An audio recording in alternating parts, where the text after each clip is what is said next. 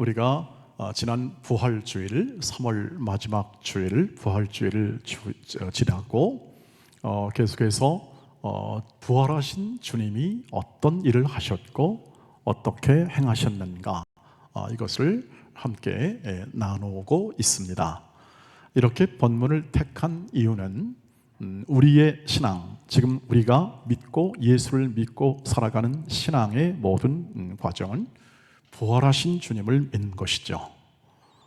부활하신 주님, 부활하여 살아계신 주님의 인도와 이끄심을 따라 신앙생활을 하고 있고 우리의 삶을 살고 있습니다.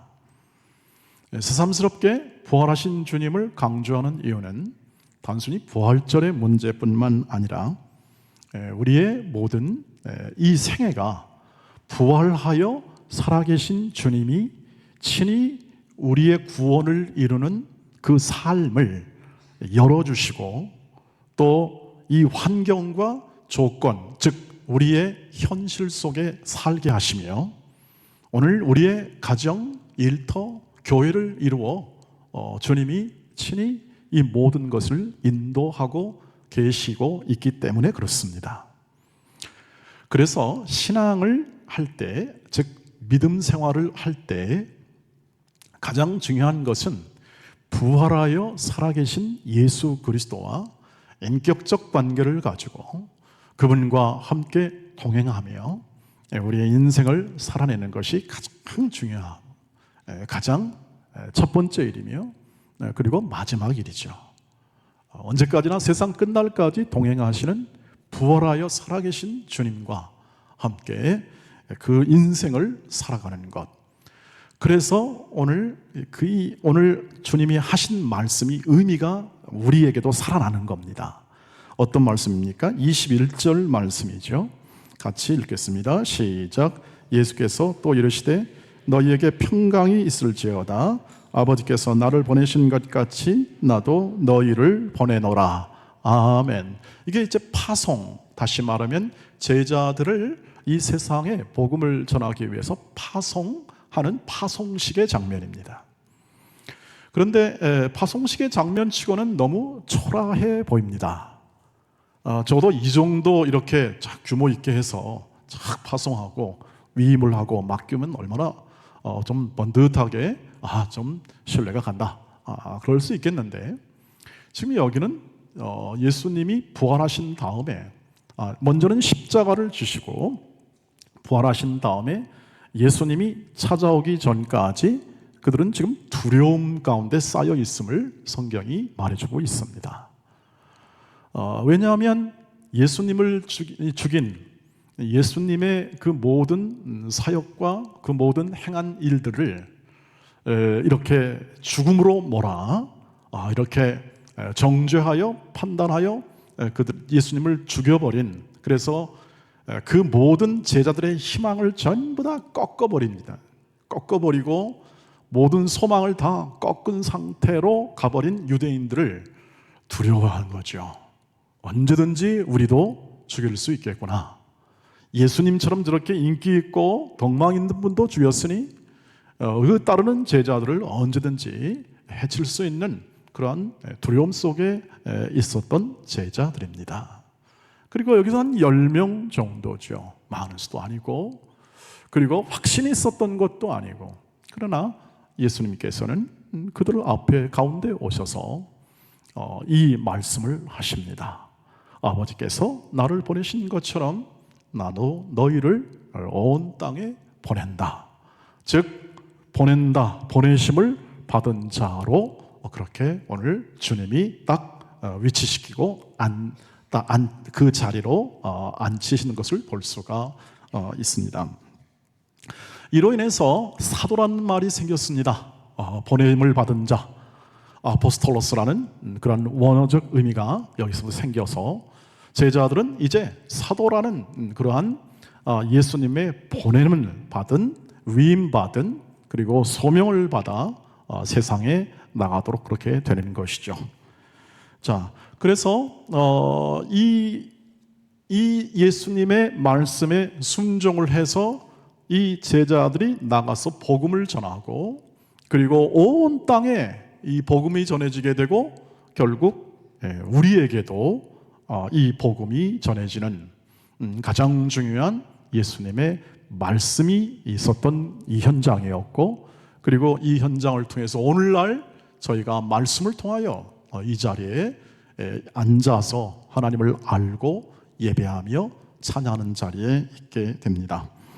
그래서 모든 기독교 역사는 보냄의 역사였고, 보내고 또 보내고 또 보냄을 받아서 부르심을 받아 또 보냄을 받아 계속해서 복음이 확장되고, 지금까지 기독교 2000년 역사가 바로 이러한 보내심에 의해서 이루어져 왔다는 것이 기독교 역사가 증언해주고 있습니다.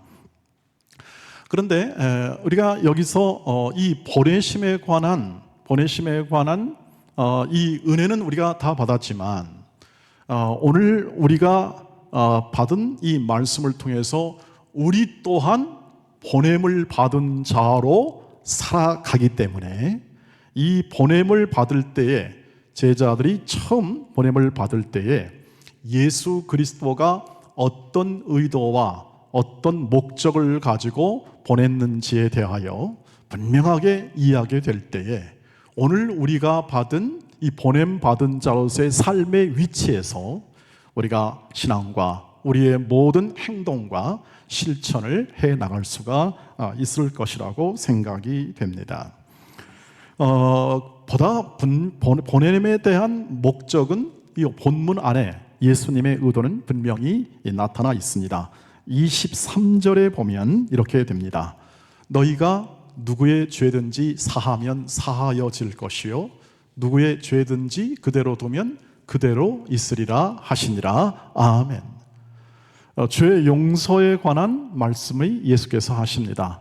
제자들아, 너희가 누구의 죄든지 사하면, 그 모든 용서하면, 죄를 용서하면 그 모든 것은 전부 다 죄는 없어질 것이다. 그러나 누구의 죄든지 그대로 둔다면 그것은 그대로 존재하게 된다. 자, 이 말씀을 모든 사람들이 해석을 할 때 이렇게 해석을 합니다. 제자들에게 죄와 사망의 모든 것을 극복하고 그 모든 것에 생명을 더하시는 복음, 생명을 더하는 복음을 증거할 사명을 주심으로, 그들이 복음을 선포할 때에 믿으면 구원을 얻고, 그것을 거부하게 되면 그들의 구원이 되지 않고 그대로 남는 것으로, 그래서 사람을 살리는, 즉 구원하는 일로 부르심을 받아, 주님의 뜻은 모든 가는 곳마다 그 복음, 그들이 증언하는 복음을 통하여 구원을 얻도록 그들을 보내는 주님의 의도가 담긴 것으로 해석을 하죠. 왜냐하면 요한복음 6장 38절에서 40절에서 보는 것처럼 하나님의 뜻, 주님의 뜻은 결국 사람을 살리는 것, 영생을 얻는 것이기 때문에 그렇습니다. 한번 그 본문을 같이 읽어보도록 하겠습니다. 주님의 뜻, 그를 보내신 하나님의 뜻이 무엇인지에 대한 분명한 주님의 답변이 여기 나와 있죠. 같이 읽어보겠습니다. 시작. 내가 하늘에서 내려온 것은 내 뜻을 행하려 함이 아니요 나를 보내신 이의 뜻을 행하려 함이니라. 나를 보내신 이의 뜻은 내게 주신 자 중에 내가 하나도 잃어버리지 아니하고 마지막 날에 다시 살리는 이것이니라. 내 아버지의 뜻은 아들을 보고 믿는 자마다 영생을 얻는 것이니 마지막 날에 내가 이를 다시 살리리라 하시니라. 아멘. 이 말씀을 정확하게 빨리 해석하기는 쉽지 않습니다. 그러나 하나님의 뜻과 그 하나님의 뜻을 보여주시는 주님의 뜻은 명백합니다. 살리는 겁니다. 영생을 얻게 하는 겁니다. 이것을 위하여 제자들을 보낸다. 이것을 이루기 위하여 제자들을 파송한다 하는 하나님의 뜻, 그리고 그 하나님의 뜻을 이루는 예수님의 의도는 명백합니다. 구원을 얻게 하는 거죠. 그리고 영생을 얻는다, 이렇게 말합니다. 영생이라는 말은 이 모든 곳에 하나님과 영원한 관계를 맺는다, 이런 말로 조금 쉽게 설명이 될 수 있겠습니다. 하나님을 아버지로 모시고 하나님의 뜻을 따라 구원을 이루는 사람들, 이런 사람들을 이루기 위하여 예수 그리스도께서 제자들을 파송하시고 그리고 그 구원을 온전히 이루도록 제자들을 인도하십니다. 인도. 이 말이 뭐냐면 이 말이 굉장한 차이가 있는데요. 우리가 신앙생활을 하면서 생각하는 것은 대체적으로 우리의 가진 생각과 믿음 그리고 확신 속에 기초합니다. 신앙을 우리가 얻는다고 할 때 내가 내 조건과 내가 가지고 있는 지혜와 결심, 확신, 열심을 통해서 내 신앙을 이루는 거죠. 거룩함도 이루고 열심도 내고 하는 쪽에 당연하게도 그것을 생각하지 않을 수가 없습니다. 왜냐하면 안 믿는 상태에서 믿었다 이 말은 결국 내 의지와 내 생각이 작용하기 때문이죠. 그런데 성경은 뜻밖에도요, 성경은 그것보다 더 중요한 게 있다고 얘기합니다. 하나님의 뜻이라고 하는 거죠. 하나님의 뜻, 즉 하나님의 의지와 목적이 담겨 있다고 하는 겁니다. 살리는 것인데, 그렇다면 오늘 목적에 살리는 것인데 구체적으로 그 살린다는 것과 영생을 얻는다는 것이 실제 우리의 삶 가운데서는 어떻게 표현될까요? 그리고 그 하나님의 그 실제적인 삶의 목적은 어떤 것일까요? 이것을 이해해야만 우리가 우리 신앙 속에 담긴 하나님의 뜻을 인도함을 잘 받을 수가 있는 것이죠. 그 예를 보이는 것이 뭐냐면 신명기 26장 18절로 19절 말씀입니다. 한번 보시죠. 하나님이 우리 모든 사람들에게 갖는 보내는 이유가 되고 그리고 또 우리 인도하시는 이유가 되는 그러한 분명한 하나님의 나타나신 증거가 여기 있습니다. 18절 말씀 한번 읽어보시죠. 시작. 여호와께서도 내게 말씀하신 대로 오늘 너를 그의 보배로운 백성이 되게 하시고 그의 모든 명령을 지키라 확언하셨느니라. 그런즉 여호와께서 너를 그의 지으신 모든 민족 위에 뛰어나게 하사 찬송과 명예와 영광을 삼으시고 그가 말씀하신 대로 너를 내 하나님 여호와의 성민이 되게 하시리라. 이렇게 이제 하나님의 의지를 보여주는 겁니다. 이 말씀은 모세가 이 가나안 땅을 목전에 앞에 둔 이스라엘 백성에게 향한 권고 명령이요 또 율법 주심이요 설교라고 할 수가 있습니다. 모세는 이렇게 말합니다. 너는 어떤 존재냐? 이스라엘 백성은 어떤 정체성을 가지는 사람들이냐? 너는 그의 보배로운 백성이다. 하나님이 귀히 여기는 백성이라 이 뜻을 가지고 있고요. 그러니까 너는 하나님의 명령, 율법을 지켜 행하라.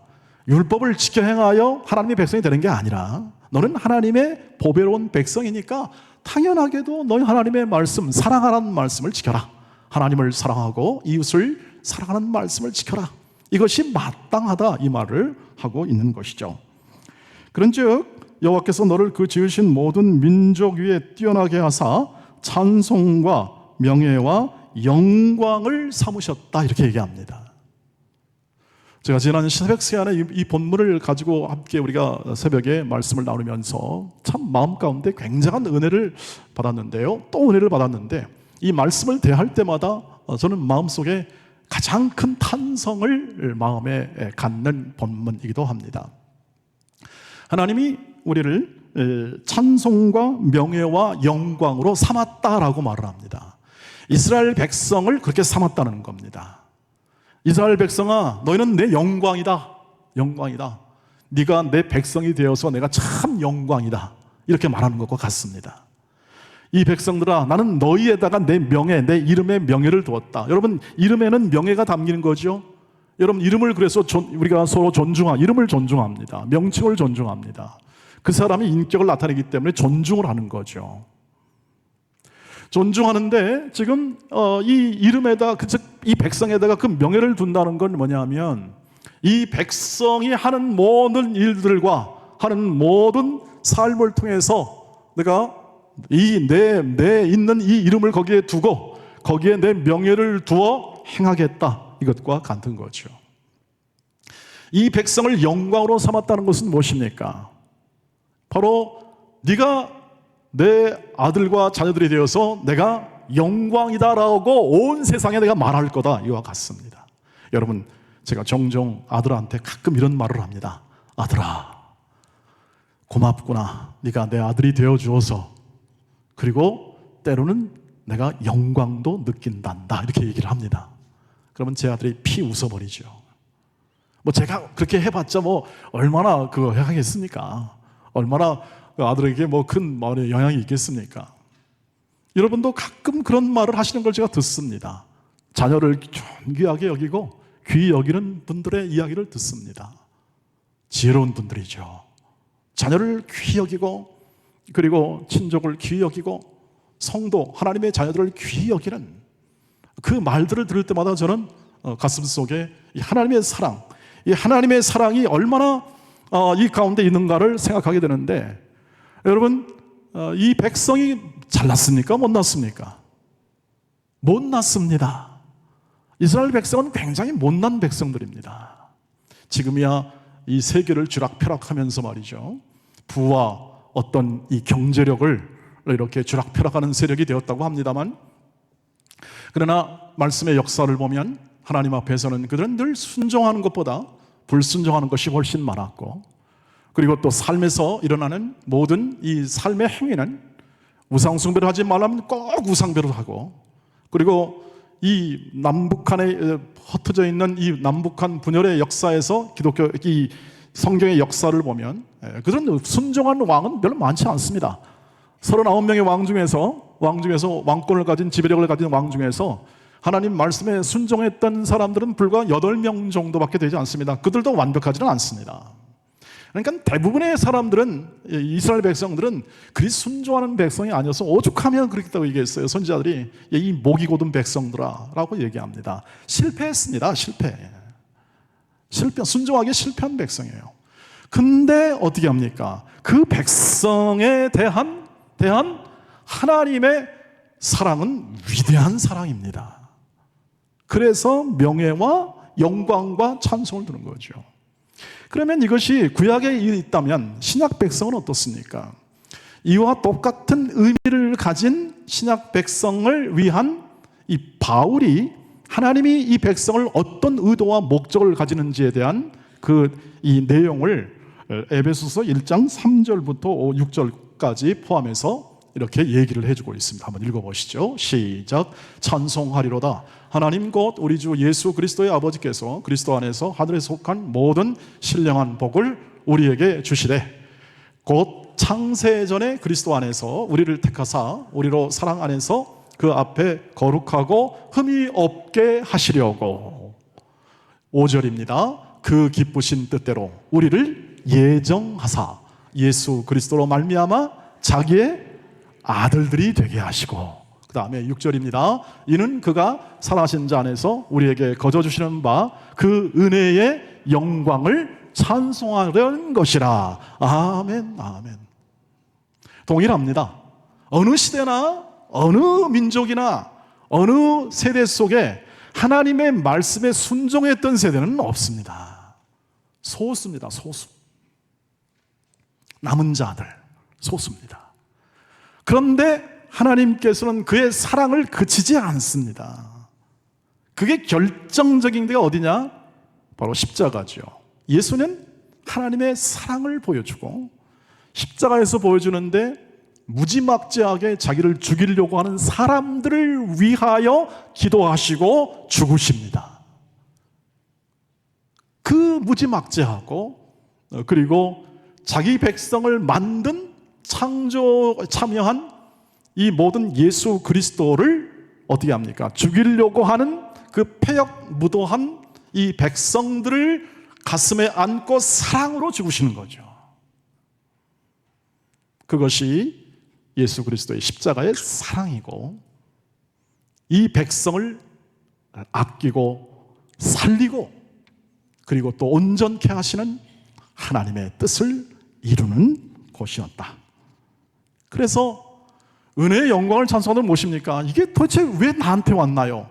이렇게 내가 그것을 받고 믿게 된 것은 도무지 방법이 없다는 뜻입니다. 나는 불순종했는데 내게 은혜가 왔어요. 이것이 기독교의 핵심입니다. 이것이 말씀의 핵심이기도 하고요. 종교개혁자들이 이 은혜를 붙잡은 건 그겁니다. 역사적으로는 그것을 붙잡은 거죠. 역사적으로는 이 은혜가 아니라 공로사상, 면죄부 팔고 이런 천주교와 이런 것들이 면죄부 팔고 그것을 사업적으로 운영해가지고 장사와 만들고 했던 것 때문에 어떻게 합니까? 이것을 얘기한 것인데요. 은혜를 얘기한 것인데 그것이 아니다. 사람의 공로가 아니다. 그런데 이 은혜를 또 붙잡는 가장 중요한 이유는 말이 안 되는 겁니다. 말이 안 된다. 왜 이렇게같이 불순종하는 사람을 하나님은 귀히 보시는가? 왜 하나님을 거역하는 이 백성을 하나님은 끝까지 사랑과 인내로 구원받기를 원하는 마음으로 지금도 사람들을 보내시는가 하는 거죠. 은혜입니다. 은혜입니다. 하나님의 은혜입니다. 지나고 보니 깨우쳐진다는 우리 은혜 찬송이 있지 않습니까? 지나갔던 모든 일들도 돌아보니 하나님의 은혜. 이 말은 뭐냐면 하나님이 친히 행하셨구나, 하나님이 이루셨습니다 하는 것을 인정하는 고백입니다. 고백과 찬송입니다. 감탄입니다. 그것을 영광 돌리는 것입니다. 그래서 그 은혜에 찬송, 영광을 돌리는 백성을 만들기 위하여, 즉 하나님의 은혜를 알고 하나님의 사랑을 알고 하나님의 사랑이 얼마나 큰지를 알고 그 사랑과 그 사랑의 인도하심을 따라 살아가는 백성, 하나님께서 주시는 모든 삶의 모든 환경과 여건 속에서 이 하나님만이 유일한 소망이요 이 모든 인생과 삶의 답임을 알고 하나님만 영광 돌리며 찬송하는 존재를 만들어내기 위하여 보내십니다. 할렐루야. 그러니 오늘 이것이 분명합니다. 22절을 보시죠. 22절 말씀을 보면 이렇습니다. 시작. 이 말씀을 하시고 그들을 향하여 숨을 내쉬며 이르시되 성령을 받으라. 인간이 못합니다. 인간이 못합니다. 하나님이 그래서 하시는 겁니다. 인간이 낼 수 없는 답, 인간이 이룰 수 없는 죽음, 인간이 만들 수 없는 평화, 하나님이 만드시는 거죠. 성령이 만드시는 겁니다. 그래서 성령을 따라 행하시기를 주의 이름으로 축복합니다. 성령의 행하심을 바라보셔야 합니다. 우리의 마음과 우리의 삶을, 우리의 모든 삶을, 우리의 보내진 현장, 우리의 가정, 일터와 삶의 모든 현장 속에서 지금도 부활하여 살아계신 예수의 영, 성령께서 우리 마음을 다스리고 감동하시고 감화하시며 일하게 하시고 새롭게 하시고 능력과 지혜 안에 거하게 하시는 그분을 따르시기를 주의 이름으로 축복합니다. 그 성령이 오늘 어떤 그림입니까? 예수께서 숨을 쉬시고 성령을 받으라. 이 그림은 에스겔서 37장에 있는 마른 뼈에 생기를 불어넣으신 성령의 역사의 그 그림을 염두에 두고 이 말씀을 하시는 거예요. 그리고 창세기에 가보면 창세기에 사람을 만드시고 그 코에 생기를 불어넣어 생명이 되게 하시는 성령의 인도하심에 그 역사를 염두에 두고 지금 예수님께서 성령, 숨을 깊게 들으시고, 숨입니다. 바로 성령을 의미하는 단어가 숨이라는 단어가 있는데요, 그 숨을 드시고 성령을 주시는 거죠. 성령으로 하지 않고는 안 됩니다. 성경을 보면 그래서 성령 안에서 봉사하라, 성령 안에서 기도하라. 성령을 따르지 아니하면 갈라디아서 5장에 있는 말씀처럼 육체를 따를 수밖에 없고 내 지식, 내 마음, 내 생각을 따를 수밖에 없는 것이 이 구원 사역, 교회 사역, 그리고 생명 사역, 그리고 사람을 살리는 사역 가운데 있음을 믿으시기를 주의 이름으로 축복합니다. 저와 여러분의 인생 속에 이렇게 명예와 영광을 담아 이 모든 세상 속에 자신을 증언하고 증거하는, 하나님을 증하고 증거하는 자녀의 삶을 살게 하신 하나님이 오늘도 주의 성령을 따라 오늘도 우리에게 말씀하시는 것입니다. 주께서 우리에게도 말씀하시는 겁니다. 너희를 보낸다. 어디로 보냅니까? 우리의 삶의 현실로 보냅니다. 우리의 가정으로 보냅니다. 우리의 일터로 보냅니다. 우리의 직장으로 보냅니다. 삶을 통해서 하나님의 뜻을 이루시기를 주의 이름으로 축복합니다. 하나님의 뜻을 이루셔야 합니다. 거룩과 의로움과 진실함으로 길러내시고 우리를 하나님의 자녀의 명예와 영광에 합당한 자녀로 이 삶의 환경과 조건 안에서 우리의 이 구원을 완성하시는 그 목적을 이루는 그 삶으로 여러분의 매일매일의 삶을 사시기를 주의 이름으로 축복합니다. 그러면 그 안에 다가오는 기쁨, 감사가 있을 것입니다. 한 시간을 살고 또 하루를 살아도 우리의 삶 가운데 감사할 수밖에 없는, 이 은혜의 삶에 감사할 수밖에 없는, 내 생애 속에 담긴 이 아름답고 선하시고 거룩한 뜻이 담긴 내 생애가 이제는 어떻게 됩니까? 더 커지고 있지 않습니까? 더 열매 맺고 있지 않습니까? 더 거룩해지지 않습니까? 그 하나님의 인도하심을 발맞춰 그 생애를 힘있게 사시고 부활의 꽃처럼 아름다움, 그 삶으로 아름다움이 표현되는, 그렇게 만드시는 성령의 인도하심에 충만한 이 소망의 봄을 따라 사시기를 주의 이름으로 축복합니다. 기도하겠습니다. 자비하신 하나님 아버지, 감사합니다. 말할 수 없는 하나님의 그 은혜의 일하심이 오늘도 성령을 통하여 말씀 가운데 저희의 영혼을 세워주시고 저희의 영광의 찬송의 의미를 더해주시니 감사합니다. 존귀하게 여기시고 이 연약한 죄인들을 긍휼히 여기사 보내며 하나님을 증언케 하시니 이 일에 부족함이 없는 성령의 충만함을 우리 각 사람에게, 각 가정에게, 그리고 각 모든 일터와 사업과 삶의 현장 속에 그 크신 지혜와 능력으로 함께하여 주시옵시고 순종하는 모든 사람들의 마음 가운데 오늘도 한없는 하나님의 사랑, 은혜, 자비 풍성하게 담겨 그 뜻을 이루게 하옵소서. 예수님의 이름으로 기도하옵나이다. 아멘. 아멘.